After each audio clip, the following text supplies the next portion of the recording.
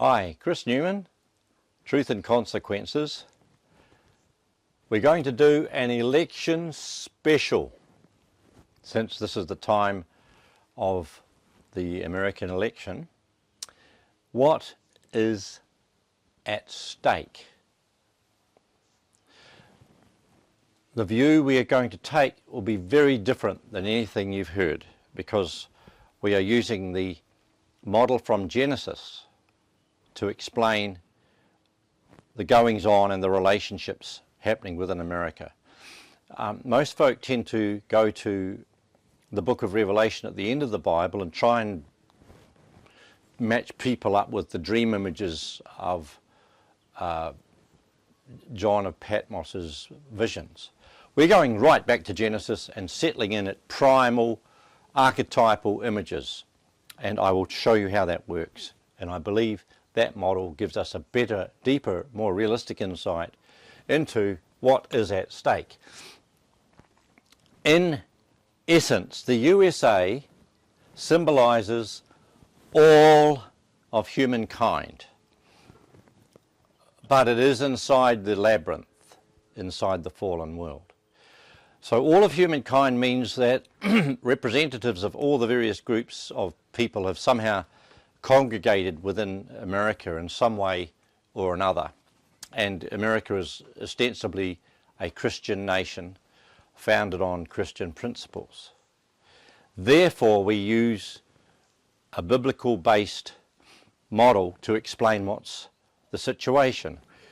Now, you may recall from our earlier work this triangle I love to use: life, love, and truth, which fit together in relationship and within the human experience. And the choice, which is in the USA now, is that there are millions and billions of choices being made by hundreds of millions of people. And each one of them making so many decisions adds up to billions of choices. So it's not something about Donald Trump and Kamala Harris, or the Democrats and the Republicans. From an overview, looking down, as it were, from the heavenly view over the whole picture, it's about the soul of the people. But they are operating, all of us, all of these folk are operating within the labyrinth, I call it, which is outside of God's original world. God's original world is symbolized by the tree of life, where God, Adam and Eve, under heavenly sovereignty and God's jurisdiction, established the kingdom of heaven on earth. This state has yet to be achieved. Instead, we are inhabiting the world of the tree of the knowledge good and evil, and this is run by Lucifer, Satan. So there are two gods of this world. That's exactly what Jesus said. And so we're dealing with fallen Adam and Eve. Now I'm going to dive into the election matter. Now that we have a simple framework, the two worlds, God's original world, the fallen world, the labyrinth I call it. God's world is under his jurisdiction. The fallen world is run by the entity called Lucifer, Satan. And even though heavenly influence attempts to influence this world that we live in, often it's thwarted, pushed back, undermined, or betrayed. Let's talk about the most famous figure in the picture, Donald Trump. I'm calling him an Adamic type of man, an Adamic personage. I'll explain what that means. It's a relative statement, but he is pro-family, like a patriarch. He wants to protect women. What from? Lots of things. He states very clearly, if people are invading over the borders of the country and they're attacking and harming the quality of life, often the first line of assault is the women. Rapes, all kinds of breakdowns occur. So he wants to protect the women of America. He also is focused on preventing war, and his previous history shows that he's capable of bringing peace to the Middle East because of the way he negotiates and deals with these strong characters. He's also involved in smaller government. He has if you look at the rallies, he has a connection with the common folk. He's also pro-children, and his own life example is one of a family man who has managed to hold his family together and to build unity and support those values. For all those reasons, I call him an Adamic type.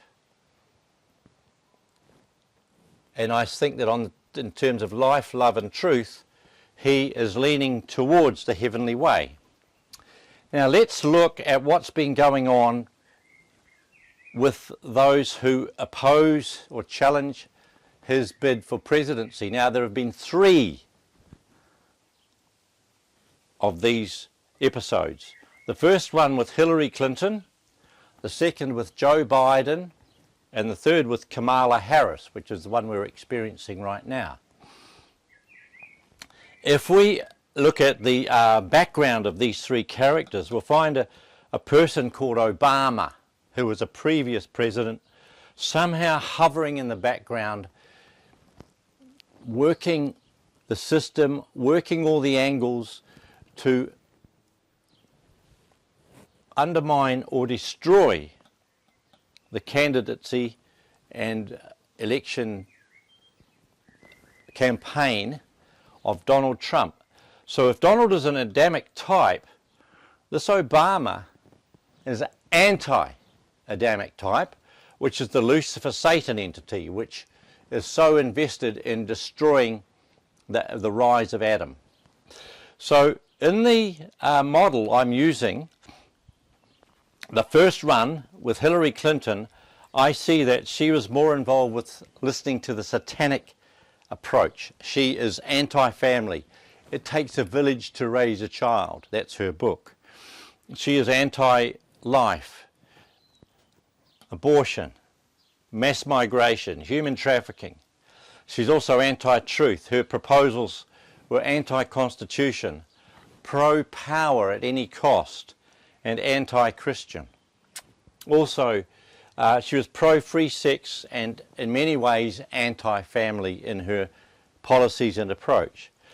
Joe Biden is a very strange character who is more of a traitor, anti-constitution, and I think when we examine Joe Biden's policies and outcome of his work, even though he professes Catholicism, he also follows the same direction as Hillary Clinton in terms of his impact on the nation and on the soul and well-being of the people.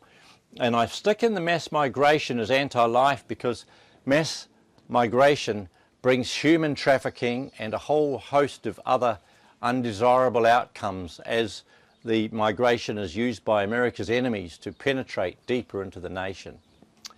Now, Kamala Harris is no exception to the Obama camp attempt to destroy Donald Trump. However, she is more on the Luciferian side and Hillary is more on the satanic side. And what I mean by that is she's appealing to some sort of new age sensibility and some sort of mass hysteria and very emotional. But Hillary is so utterly opposed to this family idea that Donald Trump is presenting. She's so opposed to the Adamic type. Whereas Kamala, I believe, would like to just push it out of the corner and just reduce it to impotence. So this is the model of the 2 camps. Now, this side, the Democratic side, has been deeply influenced by cultural Marxism and takes the idea of the dialectic and the struggle as an integral part of its policy and its politics. Whereas Donald Trump, who doesn't have all the Republican support because an awful lot of Republicans have fallen into the camp of the Republican senators I'm talking about, have fallen into the camp of the Democrat policy and social world.